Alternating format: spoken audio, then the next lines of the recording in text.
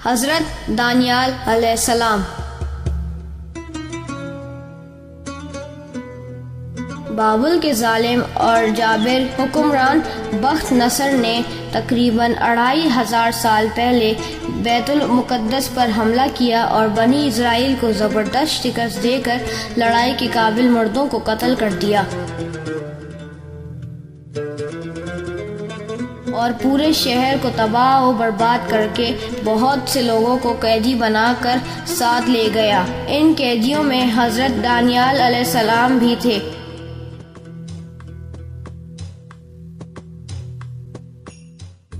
اہل کتاب نے لکھا ہے کہ حضرت دانیال علیہ السلام کو اللہ تعالیٰ نے حکمت اور عمل کے خزانے عطا کر رکھے تھے، اس لیے بخت نصر نے ان سے متاثر ہو کر شاہی خوراک میں ان کا روزینہ مقرر کیا۔ اسی دوران بخت نصر نے سونے کا ایک بت بنا کر شہر میں نصب کرایا اور تمام امراء اور رعایا کو حکم دیا کہ وہ اس بت کی عبادت کریں۔ ساتھیوں نے ایسا کرنے سے انکار کر دیا۔ جب بادشاہ کو ان کے انکار کی اطلاع ملی تو وہ سخت غصہ ہوا اور ان سے سبب پوچھا۔ حضرت دانیال علیہ السلام نے فرمایا، ہم خدا کے سوا کسی اور کو سجدہ نہیں کر سکتے۔ سونے کے ایک بے جان بت کی حقیقت کیا ہے کہ اسے سجدہ کیا جائے۔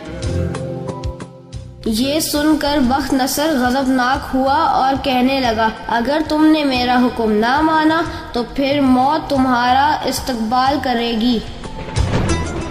بہتر یہی ہے کہ میری بنائی ہوئی سونے کی مورت کے سامنے سر جھکا دو، ورنہ جلتی ہوئی بھٹی میں پھینک دیا جائے گا۔ حضرت دانیال علیہ السلام اور ان کے ساتھیوں نے بھرپور عزم اور جرأت سے جواب دیا، اے حاکم وقت، ہم جس خدا کی عبادت کرتے ہیں وہ ہمیں جلتی ہوئی بھٹی سے بچانے کی قدرت رکھتا ہے اور وہی ہمیں تیری جلتی ہوئی بھٹی سے بچا سکتا ہے۔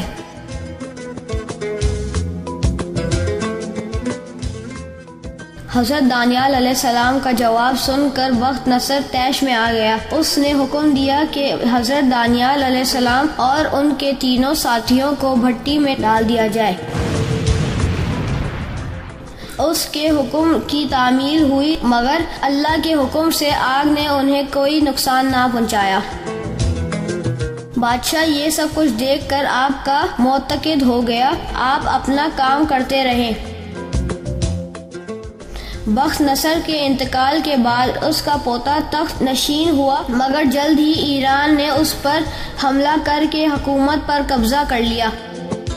ایران کا بادشاہ حضرت دانیال علیہ السلام کی قدر کرتا تھا، چنانچہ آپ کے حاسدوں نے آپ کو مروانے کا ایک منصوبہ بنایا اور بادشاہ سے یہ اعلان کروایا کہ جو شخص 3 دن تک بادشاہ کے علاوہ کسی اور معبود سے درخواست کرے گا اور عبادت کرے گا، اسے شیر کے آگے ڈال دیا جائے گا۔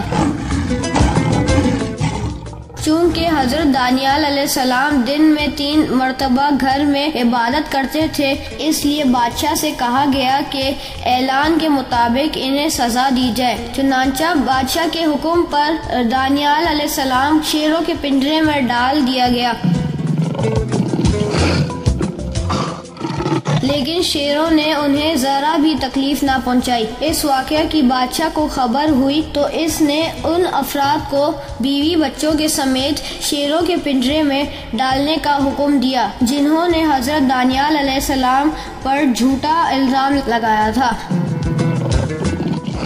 اس واقعے کے بعد بادشاہ نے لوگوں کو حکم دیا کہ وہ حضرت دانیال علیہ السلام کے اللہ کی عزت کریں۔